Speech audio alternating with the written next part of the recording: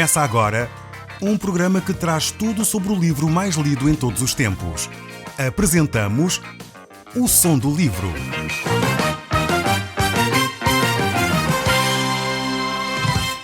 Seja muito bem-vindo. Neste podcast vai encontrar o livro mais conhecido e lido em todo o mundo. Vamos levá-lo numa viagem pela história da humanidade. Este é um audiolivro para si, para a sua família e sociedade em geral. Contextualização e comentários de Paulo Chaveiro. Eu gostaria de começar a olhar para o livro de Joel, no capítulo 2, verso 17 em diante. Então, nesse sentido, nós gostaríamos de pegar nestas referências que aqui estão e darmos continuidade às reflexões que temos vindo a fazer acerca deste profeta tão entusiasmante, um profeta tão poético ao mesmo tempo, mas também um profeta bastante incisivo na forma como traz estas profecias. Um homem que reflete de uma forma profunda aquilo que significa o dia do Senhor. E nós vamos então analisar estes textos neste capítulo 2 do livro de Joel, verso 17, que diz assim: Chorem os sacerdotes, ministros do Senhor, entre o pórtico e o altar, e orem. Poupa o teu povo, ó Senhor, não entregues a tua herança ao escárnio dele, porque hão de dizer entre os povos, onde está o seu Deus? Então o Senhor se mostrou zeloso da sua terra, compadeceu-se do seu povo e respondeu e lhes disse: Eis que vos enviei cereal e vinho e o óleo, e dele sereis fartos, e vos não entregarei mais ao opróbrio entre as nações. Temos aqui estas orações tremendas que os responsáveis pelo povo, aqueles que tinham a responsabilidade de levar as preocupações do povo a Deus, que era a figura do sacerdote, tinham efetivamente para com todo o seu povo. Eles tinham esta responsabilidade de ser os porta-vozes do povo diante de Deus. E o desafio que Deus lança aqui, através do seu profeta, é exatamente este, que os sacerdotes percebam o estado espiritual da sua nação. Estas duas figuras sempre foram presentes na nação de Israel, os sacerdotes e os profetas. Enquanto os profetas traziam a mensagem de Deus ao povo, os sacerdotes, por sua vez, tinham a responsabilidade de levar as orações, as preocupações, serem, no fundo, os representantes do povo diante de Deus. Então estas duas figuras, em alguns casos, em algumas alturas, houve sacerdotes que acumularam estas duas funções, mas na maioria dos casos eram pessoas distintas. Os profetas tinham uma função, os sacerdotes tinham outra função. E Deus aqui desafia os sacerdotes a se lamentarem pelo estado espiritual da sua nação. Eu creio que é um desafio tremendo para nós hoje também. Vemos pelas Escrituras que todos os cristãos, de acordo com o apóstolo Pedro, quando ele deixa na sua carta escrita, todos nós, aqueles que somos filhos de Deus, de alguma forma somos sacerdotes de Deus também. Temos essa responsabilidade. Não há mais esta figura que havia no Antigo Testamento de um só homem que representa o povo diante de Deus. Não. Todo o cristão passou a ser um sacerdote. Isto de acordo com aquilo que a Bíblia nos ensina.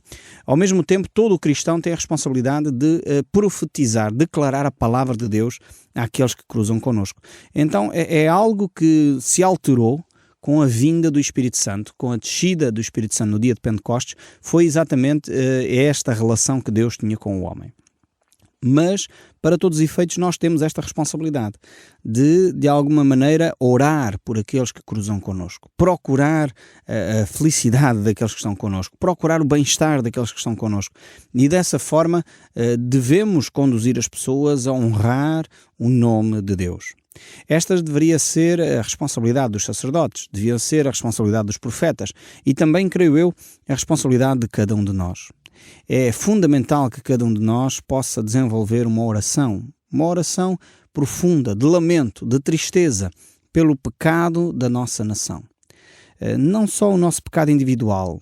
É importantíssimo quando nós temos consciência dos nossos erros, é importantíssimo declarar e confessar o nosso pecado.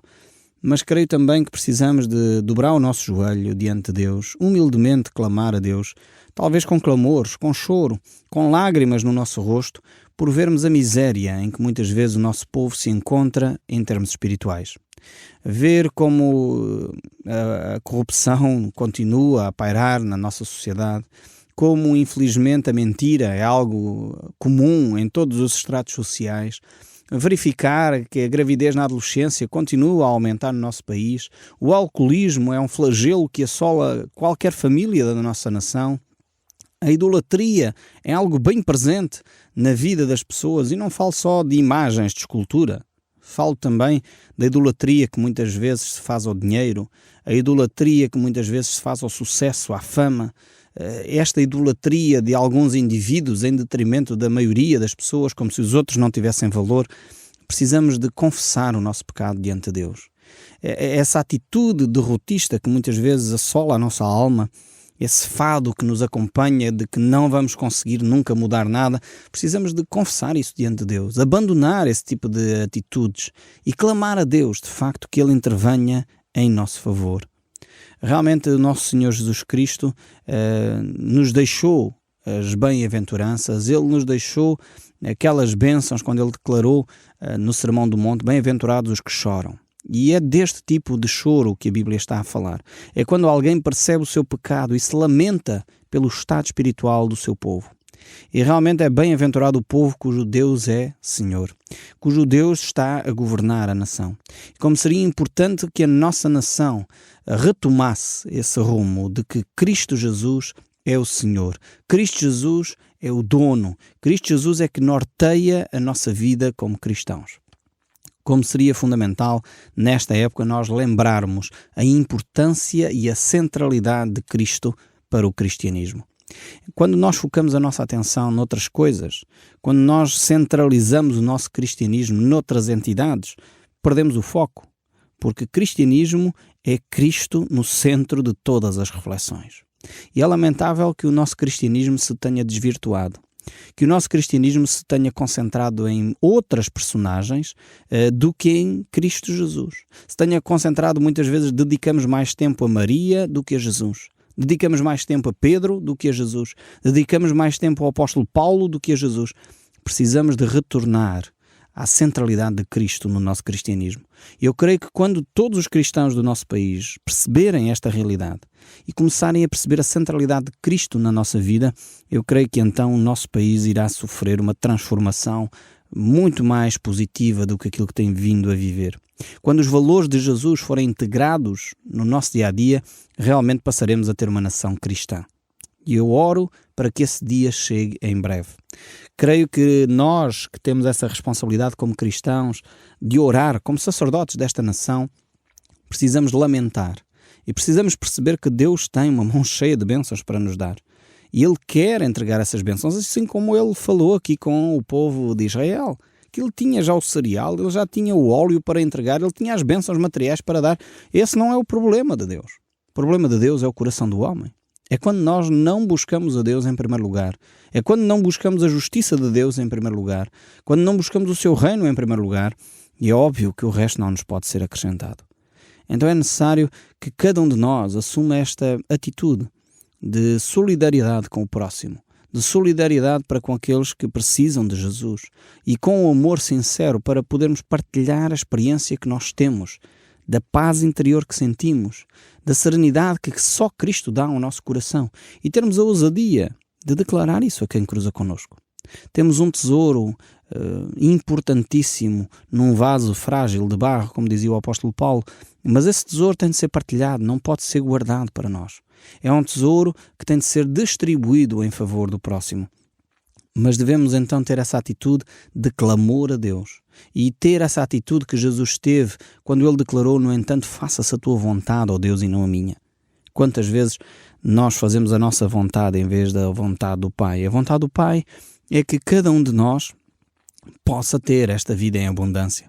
A vontade de Deus é que cada um dos seres humanos que povoam a nossa nação e que estão no estrangeiro possam ter um relacionamento profundo com Deus, possam experimentar essa serenidade, essa paz de Deus que excede o entendimento. Deus deseja isto do fundo do seu coração e Ele quer tocar a sua vida. É necessário que você permita que isso aconteça. Os maiores impedimentos que eu tenho notado para que as bênçãos de Deus cheguem a cada um de nós somos nós mesmos. Nós somos o maior impedimento a que a bênção de Deus chegue. E precisamos de reformular a nossa mente, ter esta atitude dos sacerdotes, clamar a Deus por misericórdia para que Ele venha em nosso socorro. Mas aqui no livro de Joel o texto bíblico prossegue. O capítulo 2, verso 21 ainda diz: Não temas, ó terra, regozija-te e alegra-te, porque o Senhor faz grandes coisas. Podemos notar aqui por este texto que depois do sofrimento, da humilhação, depois do arrependimento e da confissão, então provém a bênção, provém a alegria. Como diz o salmista, o choro pode durar uma noite, mas a alegria vem pela manhã. Grande é a felicidade daqueles que podem colocar o Senhor como o primeiro nas suas vidas e por isso recebem a bênção da parte de Deus. A bênção da alegria é a mais completa de todas as bênçãos. Aliás, todos os psiquiatras e psicólogos hoje estão de acordo que a doença do século é realmente a depressão. É a doença que atinge mais pessoas em todo o mundo. Podíamos dizer que a depressão é uma pandemia. Ela alastrou-se de uma maneira que é assustador olhar para tantas pessoas que vivem debaixo desse sofrimento da alma. Realmente a alegria completa pode preencher a nossa alma. E essa alegria é a alegria que provém de Deus. É quando nós não criamos expectativas falsas na nossa memória. É quando nós percebemos os nossos limites. É quando nós não nos obrigamos a ir além das nossas capacidades. É quando nós percebemos que Deus nos ama tal qual nós somos e que nós não temos que provar nada a ninguém. Quando nós começamos a ter essa consciência de nós próprios, quando nós percebemos e podemos desfrutar dessa alegria das pequenas coisas, nós então podemos ultrapassar essas dificuldades que muitas vezes nos assolam. E essa solidão que ocupa a nossa vida, ocupa a nossa alma, essa visão negra da vida pode ser posta fora de nós quando experimentamos a alegria que provém de Deus. Por isso mesmo é importante percebermos que Deus quer abençoar cada um de nós. Por isso não temas, ó terra, regozija-te e alegra-te, porque o Senhor faz grandes coisas. Este é o nosso Deus, o Deus da Bíblia. Não é o Deus que muitas vezes ouvimos, se calhar, quando em criança. Um Deus que muitas vezes nos pintaram cinzento, um Deus castigador, um Deus constantemente a maltratar as pessoas. Não. Deus é aquele que faz grandes coisas, é aquele que quer a sua alegria, é aquele que quer o seu regozijo. É como um pai amado que procura o bem-estar dos seus filhos. Ele é óbvio que em alturas vai disciplinar, vai corrigir, vai colocar de castigo, mas isso é porque esse pai deseja o melhor para os seus filhos. É porque ele quer que os seus filhos aprendam a trocar as guerrinhas, as discussões, as situações difíceis da vida pela alegria, pelo prazer de estar, pelo prazer de viver. É Deus quem colocou isso em nós. E nós, muitas vezes, em busca de prazeres egoístas, de tentações que olhamos só para nós, esquecemos-nos daquilo que Deus quer para cada um de nós. E por isso perdemos esse prazer de viver que só Cristo nos pode dar. Todos nós realmente podemos experimentar essa alegria, essa paz, quando realmente andamos na fé em Cristo Jesus. Nenhuma tribulação estraga essa alegria, nenhuma dificuldade pode nos separar do amor que há em Cristo Jesus, como diz o apóstolo Paulo no livro de Romanos. Realmente é aquilo que nos deve fazer caminhar, percebendo que Cristo é aquele que produz a alegria em nós. Muitas vezes esperamos grandes coisas de Deus, mas temos pouca fé para as receber. Ou temos pouca perseverança para mantermos essa convicção.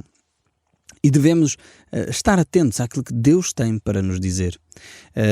William Carey, ele diz a certa altura: farei grandes coisas para o Senhor e esperarei grandes coisas do Senhor. Quando nós temos uma relação com Deus íntima a este ponto, então podemos ver que este Deus é um Deus grandioso, um Deus que faz grandes coisas. É um Deus que criou todas as coisas pelo poder da sua palavra. É aquele que domina todas as coisas e é aquele que é soberano sobre todo o universo. E por isso podemos esperar dele grandes coisas. A questão está que muitas vezes nós não temos essa fé em Deus para receber estes presentes que Deus já tem disponibilizado para nós. Por isso o apóstolo Paulo diz que nós já fomos abençoados com toda a sorte de bênçãos espirituais nas regiões celestiais. Nós já temos toda a sorte de bênçãos espirituais. Precisamos é como aquele enfermo que foi ter com Jesus e perguntou se o Senhor o podia curar, e Deus disse: tens fé para isso? E ele disse: tenho, Senhor. E Jesus respondeu: faça-se conforme a tua fé. A questão está que muitas vezes a nossa fé é tão diminuta que nós não temos a confiança de que Deus pode agir em nosso favor. E por isso perdemos a bênção. Por isso não a recebemos, ainda que Deus a tenha ali. Eu costumo dar este exemplo muito simples. Quando estou num grupo de pessoas e estou a explicar este aspecto da fé e da graça de Deus, do presente de Deus para nós, eu costumo entregar alguma coisa nas mãos das pessoas. E o que as pessoas têm de fazer é simplesmente esticar e receber. Se a pessoa receber aquele presente, então o presente é dele. Se ele não esticar as mãos para receber, não recebeu aquela bênção, ainda que eu tinha ali para lhe dar. Era necessário que ela confiasse que eu tinha para lhe dar, era necessário que ela esticasse as mãos para receber. E era necessário que ela a acolhesse e pudesse se apropriar desse presente. A mesma coisa é com a graça de Deus, a mesma coisa é com o amor de Deus e a mesma coisa é com tudo aquilo que Deus tem para nos oferecer. É necessário nós acolhermos, recebermos, nos apropriarmos daquilo que Deus já nos concedeu. Mas continuando aqui, o verso 22 ainda prossegue. Não temais, animais do campo, porque os pastos dos desertos reverdecerão, porque a árvore dará o seu fruto, a figueira e a vide produzirão com vigor. Deus realmente é um Deus que cuida de todas as coisas. Ele é o Deus de toda a natureza também. E por isso mesmo Ele cuidará também da natureza. E o verso 23, alegrai-vos, pois, filhos de Sião, regozijai-vos no Senhor vosso Deus, porque Ele vos dará em justiça, justa medida, a chuva, fará descer como outrora a chuva temporã e a serôdia. Vemos que Deus mais uma vez cuidará da natureza. Esta necessidade de chuva era imperial naquela altura. O povo vivia, na sua maioria, da agricultura e dependia das condições climatéricas, assim como nós hoje começamos a perceber cada vez mais, apesar de vivermos nas cidades, como é importante o clima. E, na realidade, Deus controla também este aspecto. Não é só aquilo que nós fazemos, e é vital que nós mudemos alguns dos nossos comportamentos, mas, acima de tudo, temos de perceber que Deus está soberano sobre todas as coisas. O problema está em que muitas vezes nós queremos matar Deus. E hoje em dia discute-se de uma forma tremenda, gritante até, grandes questões sobre criacionismo e evolucionismo, numa tentativa de dizer que afinal Deus não existe. Mais uma vez, nós seres humanos procuramos a todo custo matar a presença de Deus naquilo que é visível, vital. E para mim, sinceramente, acho ridículo esta discussão onde algumas pessoas, pseudocientistas, procuram desenvolver filosofias mais à moda de Nietzsche do que propriamente filosofias com base científica. E, na realidade, teorias que eram interessantes, poderiam ser até engraçadas, podíamos dizer assim, no entanto querem assumir o papel de lei, impondo-se a todas as pessoas, a tudo que possa eventualmente querer até cientificamente provar algo diferente. E passamos a ver mais uma ditadura que infelizmente tenta silenciar pensadores livres, pensadores que queiram pensar fora do que é comum. E por isso são silenciados, como se fez infelizmente com Galileu, onde na altura ele procurou demonstrar que afinal a Terra era redonda, e a Bíblia já dizia isso há milhares de anos, mas naquela época a Inquisição impediu que Galileu pudesse pensar livremente. Hoje em dia a ciência procura fazer o mesmo em relação àqueles que creem que Deus está a controlar todas as coisas, que Deus é aquele que criou todas as coisas. E como não pensamos como eles, é necessário silenciar, e como já ouvi tanta barbaridade em torno disto, chamando as pessoas que pensam que Deus criou todas as coisas de estúpidas, radicais, fanáticos. Infelizmente, há cientistas que não têm provas para afirmar o que afirmam, que a evolução é o que é, mas, no entanto, não se arrogam ou não acham problemático catalogar outras pessoas que pensam de forma diferente. Mas, na realidade, Deus é aquele que controla todas as coisas e ainda hoje continuamos a verificar isso. O homem não tem controle sobre a natureza. Por mais que ele queira dizer, por mais que ele queira fazer afirmações bonitas, por mais que ele queira retirar Deus da presença da natureza, Deus continua a ser aquele que domina todas as coisas, continua a ser aquele que tem o domínio e a soberania sobre todas as coisas da natureza. O verso 24 ainda diz: as eiras se encherão de trigo e os lagares transbordarão de vinho e de óleo. Restituir-vos-ei os anos que foram consumidos pelos gafanhotos migradores, pelos destruidor e pelo cortador, o meu grande exército que enviei a vós outros. Mais uma vez vemos aqui como Deus tem o domínio até dos animais do campo, até dos pequenos insetos. Deus tem o domínio sobre todas as coisas. Ele é o Criador. Ele é o soberano. Ele é aquele que, à sua voz de comando, todas as coisas se movem. Por isso não é de estranhar que Jesus, lá no meio do mar, clamasse ao vento e às ondas do mar para se aquietarem, e elas se aquietaram. E é esta dificuldade que nós temos, seres humanos limitados, com esta pequena massa cinzenta no cimo do nosso corpo. Achamos que nós somos capazes e queremos voltar àquela linguagem do Éden de acharmos que nós podemos ser deuses. E a nossa grande dificuldade reside aqui. O Som do Livro, uma produção da Rádio Transmundial de Portugal.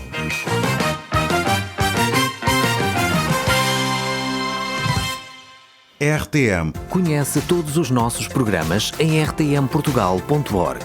Uma produção da Rádio Transmundial de Portugal.